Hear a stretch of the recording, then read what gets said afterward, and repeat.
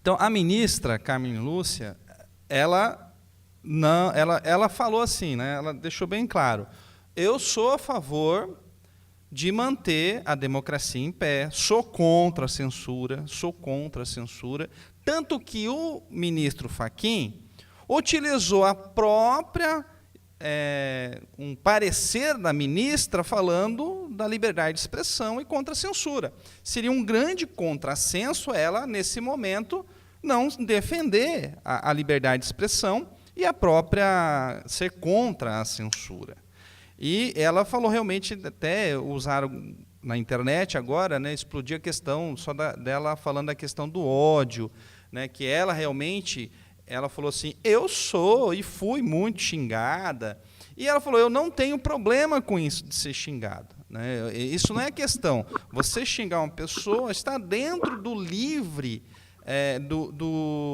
da liberdade de expressão da própria pessoa, né, de xingar alguém porque ele não gostou. Né? A questão é que nem ela colocou, e aí que é onde vem uma situação até esquisita, ela falou, olha, a pessoa pode me xingar na rua, que ela não pode pegar uma arma e me dar um tiro na rua, que é crime.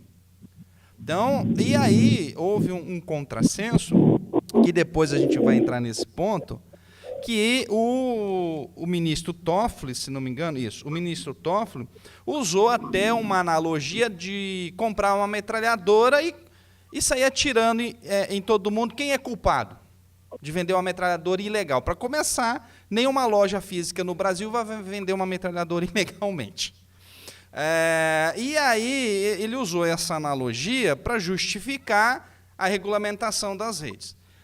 Mas eu só estou fazendo essa introdução aqui da ministra, porque ela ponderou o seguinte, ou seja, hoje as redes sociais estão em outro patamar, diferente de 2014, são 11 anos já do processo do Marco Civil. A liberdade de expressão, muitas vezes, ela foi realmente no sentido muito tênue de ir contra a honra de qualquer pessoa. Então, todos ali foram unânimes. Ninguém está aqui defendendo que a pessoa pode xingar ao ponto de infringir a lei, um crime contra a honra da outra pessoa, imputando mentira.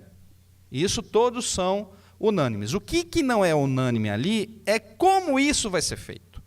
Como que a responsabilização das redes ou da plataforma realmente vai se aplicar. O que o ministro Alexandre de Moraes quer, e já todos aí observaram, notifique-se, tira, independente do termo. Ou seja, notificou, tirou, notificou, tirou. O Google já falou, isso para nós não é viável, porque isso impede a liberdade de expressão. Todos ali concordam que vai ter que ter um consenso em relação a como isso vai ser feito. E outro ponto, quem vai regular isso? Aí que entra aqui o negócio.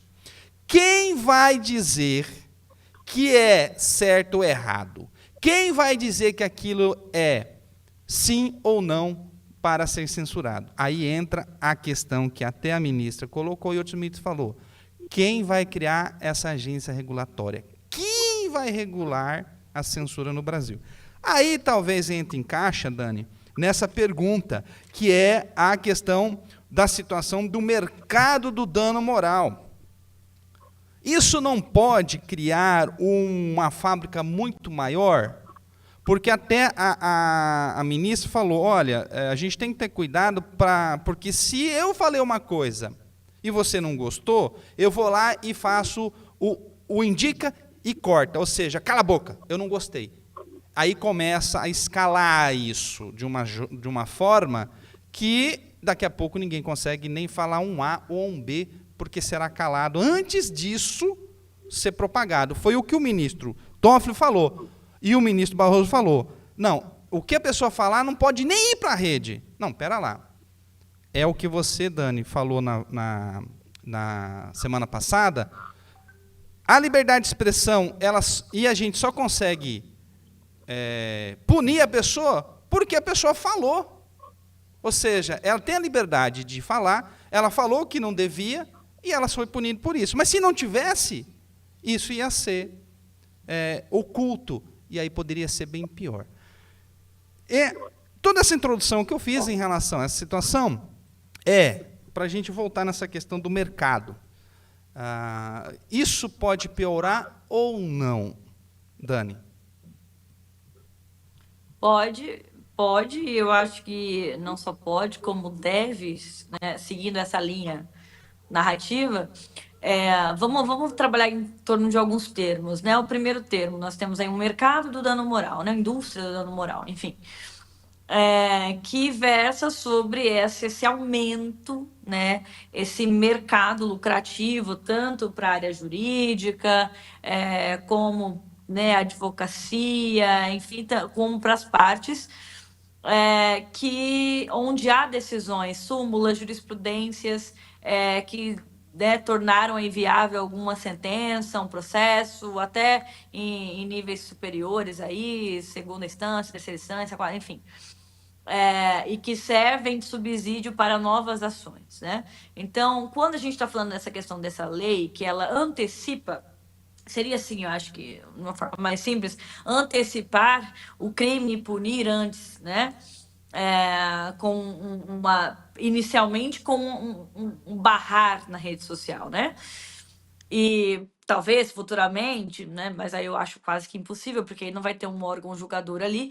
Mas aí talvez futuramente isso aí vire, né, um julgamento, uma condenação, só com base naquilo que foi postado, sem necessariamente uma prévia análise mais minuciosa daquilo que está sendo dito. Então, aí dentro disso, nós temos alguns termos, né?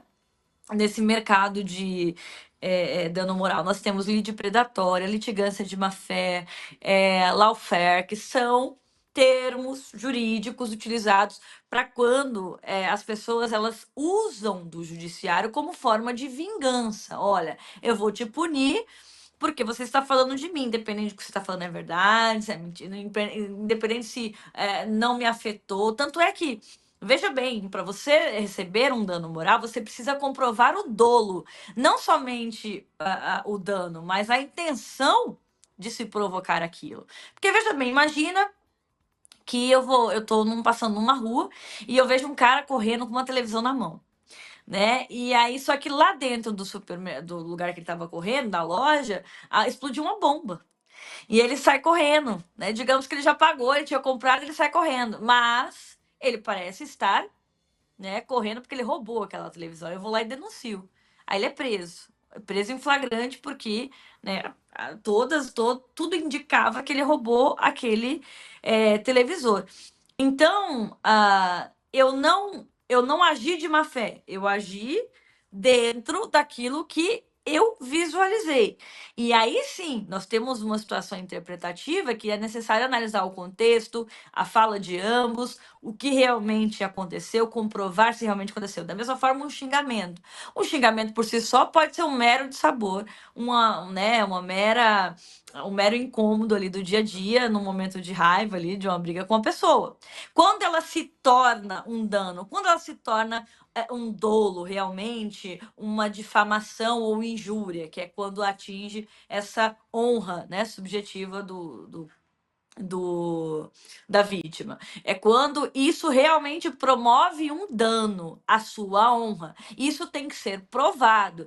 Porém, nas decisões, muitas decisões que nós vemos por aí, o dano não foi comprovado, o dolo não foi comprovado. Aí subentende-se como um dano presumido, ou seja, presume-se que um simples fato de ter exposto, ou ter xingado, ou ter ofendido, isso por si só já é um dano. E por uma questão lógica, por uma questão até gramatical, né, de coesão, entende-se que se não houve um dano comprovável que possa ser materializado, ou pelo menos verificável de forma irrefutável, não tem como você falar que houve um dano, que você realmente teve um dano, né? Então, digamos que uma pessoa me chamou de bruxa. Aí eu vou, aí eu, enfim, e aí foi isso que aconteceu. Aí eu me incomodei, tá? Aí numa outra situação B, onde realmente há uma injúria, uma difamação, alguém me chama de bruxa, aí eu vou no supermercado, começam a chamar que eu sou bruxa também, porque a outra pessoa chamou. Aí eu vou num outro lugar, e o pessoal me dá uma vassoura pra mim sair voando, porque estão achando. Aí sim, eu tenho uma série de. Tô falando isso brincando, mas aí eu tenho uma série de situações que comprovam que aquela ação do agente não finalizou ali. Que houve uma projeção de situações decorrentes, né? Danos decorrentes daquela primeira ação, que aí a gente chama de nexo causal. Então, entre aquilo que eu faço e aquilo que acontece, há uma conexão. Isso é nexo causal. Então, eu causei aquilo. Então, e aí que mora o perigo, porque como que eu comprovo isso? Como que eu verifico isso antes daquilo realmente estar de forma pública? Por exemplo, não existe difamação e calúnia se ela não for pública, mas tem gente que entra no judiciário para pedir isso. Eu fiz uma notificação uma vez para uma pessoa, notificação extrajudicial, ela falou que eu estava caluniando ela. Não existe calúnia sem ser público, mas o Ministério Público ofereceu denúncia. Por quê? Sei lá, porque estavam num dia ruim, ainda copiaram e colaram lá qualquer decisãozinha, às vezes nem leram. E aí, se você não sabe, não entende de lei, não tem um advogado muito bom que entenda também e consiga driblar aquilo ali até de forma, assim, como eu posso colocar, até de forma, até com uma piada, né? Porque às vezes a gente tem até que rir dos magistrados, né? Que isso aqui é uma palhaçada, né? Parece que você nem leu isso aqui. Então, mas nem todo mundo vai ter esse acesso, né?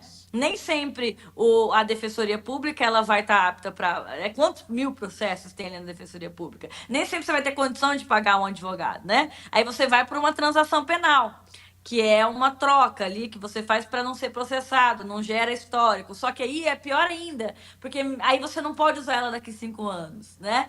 Então, e aí para o povo leigo, para a massa, isso acaba não sendo benéfico, porque aí com base nisso, novas ações vão sendo protocoladas, porque de alguma forma você aceitou aquilo ali. Ou seja, né? aí que entra essa questão do mercado do dano moral, porque tudo é dano moral. Exatamente. Tudo é dano moral. Acaba que se generaliza, porque parte da percepção da vítima e não da percepção dos fatos. E quando é igual, quando eu faço um BO, é uma visão unilateral, é um relato unilateral. Só que o leigo não sabe disso. Aham. E aí vou lá, alguém vai lá e faz um BO contra a Coutirônica. Aham. E aí ela fala, fiz um BO.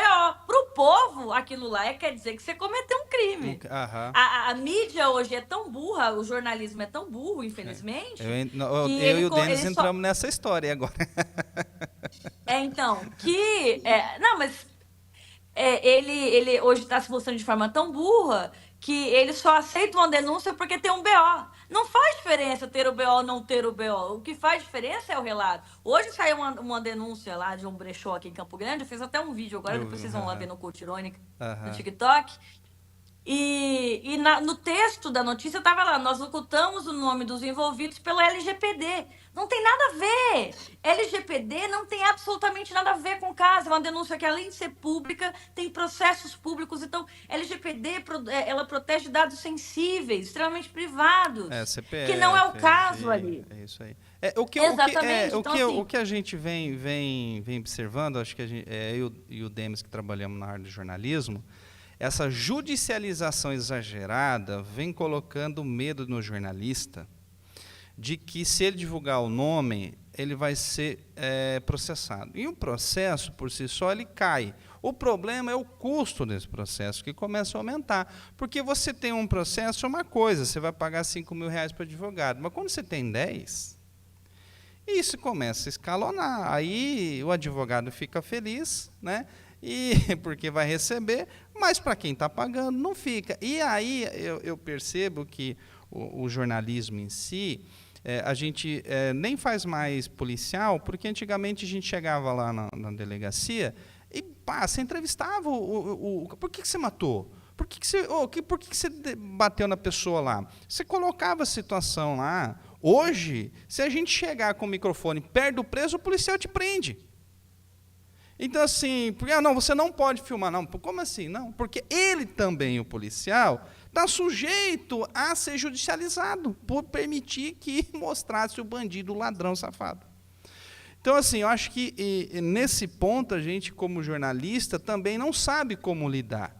Porque é tanta judicialização e penalização em levar a informação que a informação não vai ser levada. Aí... E aí, Joel, isso abre precedente para uma seletividade daquilo que se é exposto ou não. Porque assim que eu questionei, mas por que está se usando LGPD? Por que o nome foi oculto? Eles excluíram o post do Instagram imediatamente, porque ficaram com medo. Eu falei assim, uai, tá recebendo quanto para isso? Porque é óbvio que foi pago para enfim. Segurar. Então, só que é por quê? Porque abre precedente, porque a lei abre esse precedente. Porque a LGPD tem pouquíssimo tempo, é 2014, assim, pouquíssimo tempo, vírgula, né? Tem 10 anos. 2014. Mas isso já produz impactos problemáticos, porque é nova. Então as Sim. pessoas não sabem ainda o que é. Então, e muita Hoje, gente se esse dia eu fui discute, reclamar né? numa empresa financeira que eu estava com problema financeiro. Não, a gente não pode falar do seu problema por causa da LGPD. Eu falei, mas o problema é meu, como é que eu não posso falar do meu problema? Então, assim, e aí eles vão se aproveitar do povo que é ignorante, que desconhece isso, e isso vai abrir precedentes para quem está no poder. E para que, infelizmente, que ideologia, o que defende, o que acredita, porque não existe imparcialidade total. É aí que mora o perigo. Demis, você como jornalista aí sabe muito bem, e muito bem mesmo, sobre essas perseguições. Você já vem denunciando essa perseguição mais direta à direita. O que você tem a dizer a tudo isso? Seu comentário. Joel, eu estou apreciando, né, o debate, está muito interessante, né, porque realmente nós vemos que esse tipo de comportamento tem afetado diretamente, né, o trabalho do jornalista, tem afetado mesmo, principalmente quando você vai lidar com informativos policiais. Até as próprias pautas já estão vindo, sim, né? Então as informações que vêm da delegacia, que vêm, né, do boletim da imprensa para a imprensa, vem de nomes. Então, já é uma forma da gente é, cercear, né, a identificação das pessoas, né, usando a rede social aí de uma forma que você vai contar um caso, né, sem informar as partes, né? Fica uma história sem personagem, né? Então, eu posso pensar que essa história pode ser fictícia até, porque não tem personagem, a gente não consegue mensurar, né, até que ponto, né, foi fato isso, né? Por exemplo, principalmente agora com a inteligência artificial utilizando de todo tipo de artifícios, né, todo tipo de estratégias ali para fazer engajamento nas redes sociais, tem muitas charges agora usando notícias fake, né? Claro que para poder divertir, entreter, engajar o seu público, mas, por exemplo, nós já vemos já, né, um direcionamento das informações a respeito da, da censura, né? Porque a inteligência artificial vai poder criar conteúdos, por exemplo, direcionados sem colocar personagens reais, né? Criando Dona Maria, o seu João, como de forma genérica, como nós temos visto já vários memes, né, rodando aí pelas redes sociais, mostrando dessa forma. E dentro desse ambiente digital, eu quero também destacar que nós estamos já ampliando, né, essa parte da censura, como aconteceu na pandemia. Eu não sei se você lembra, mas se você falasse uma palavra sensível na pandemia, a sua live era derrubada, né? Você tinha ali, né, uma desmonetização do canal, você tinha já, né, algo que você não poderia falar contra a vacina, né? Eu não sei se vai derrubar a sua live agora, mas eu acredito que não, tá? Mas, por exemplo, temas sensíveis como vacina, Covid-19, né, até mesmo ivermectina, né, você falar essas coisas durante a pandemia era caso de polícia, né? Eu vi muitas questões que as pessoas tinham que colocar um rodapé escrito que não havia comprovação científica, né, a respeito dos temas. E você observa que isso aí uma incubadora, um ensaio, né, para aquilo que nós estamos potencializando hoje, né, as possibilidades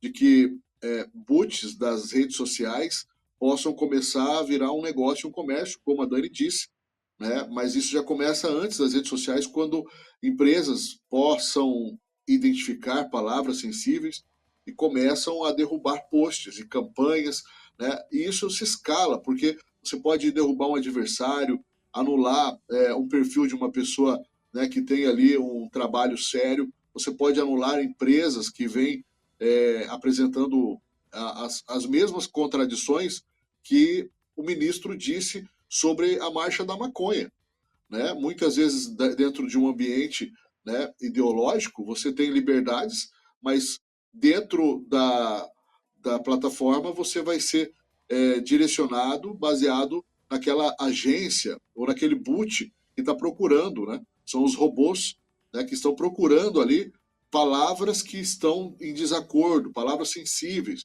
né, de acordo com, é claro, o interesse de cada um. Então, nós estamos correndo um risco, sim, né, de sermos manipulados nas redes sociais devido a esses interesses e, claro, né, quão a política influencia, né, nesses ambientes e como nós vamos se comportar diante da imposição, né, da vontade deles a respeito da censura e da liberdade de expressão nas redes sociais, como nós já tínhamos, né, nas agências do governo militar, né? O governo militar tinha uma espécie de censura, censurava obras de arte, né, obras literárias, músicas, né, censurava previamente tudo isso. Antes de ir para o ar, né, existia um setor especial, você tinha que apresentar, né, para que essa obra pudesse ser liberada por esse departamento de censura. E isso aí vem de uma forma agora muito forte, porque com a inteligência artificial, né, e essas ferramentas manipuladoras, elas vão amplificar muito mais isso e pode se incluir, aí eu falo que a liberdade de expressão ela se expande até para a liberdade religiosa, né, e demais liberdades. Então nós estamos, sim, né, num risco muito grande, né, de estarmos aí comprometendo toda a base da sociedade a respeito das liberdades de expressão, as liberdades constitucionais, aquilo que nós precisamos no dia a dia, né, estar cada dia mais comprometido, e isso aí vai influenciando nas escolas, né, porque com a liberdade seletiva, a gente tem comentado aqui, uma liberdade interpretada, né, nós vemos que podemos direcionar também o ambiente escolar, né, para um caminho que não é produtivo, não é proveitoso. E eu falo que, além disso, nós temos interesses internacionais que querem desestabilizar a política brasileira, né, principalmente, né, diminuindo a capacidade do brasileiro, né, na sua educação, né, no seu raciocínio, né, e desenvolvendo, né, essas censuras, né, nós enfraquecemos a sociedade, a comunidade, porque se você observar, né, nós temos ali um ambiente contra o porte de armas, por exemplo, né? Temos um ambiente que é contra as liberdades da direita, por exemplo, né, as pautas da direita. E, principalmente, uma campanha forte, né, sobre assuntos ideológicos que não competem ou não favorecem, não promovem o crescimento de um país, de uma nação. Né? Nós temos outros países, por exemplo, que temos Olimpíadas de matemática, de ciências, né, de tantos outros temas relevantes, né, que favoreçam o Brasil, que é um grande polo, né, de tecnologia. Hoje o Brasil tem as melhores tecnologias da aeronáutica, por exemplo, né, matéria-prima. É um celeiro, né? É um as celeiro melhores fontes de energia hoje de estão no pessoas. Brasil, né? Isso é muito relevante. A opinião dos comentaristas não reflete, necessariamente, a opinião da TV Planalto Telecomunicações, Informações e Negócios Limitada.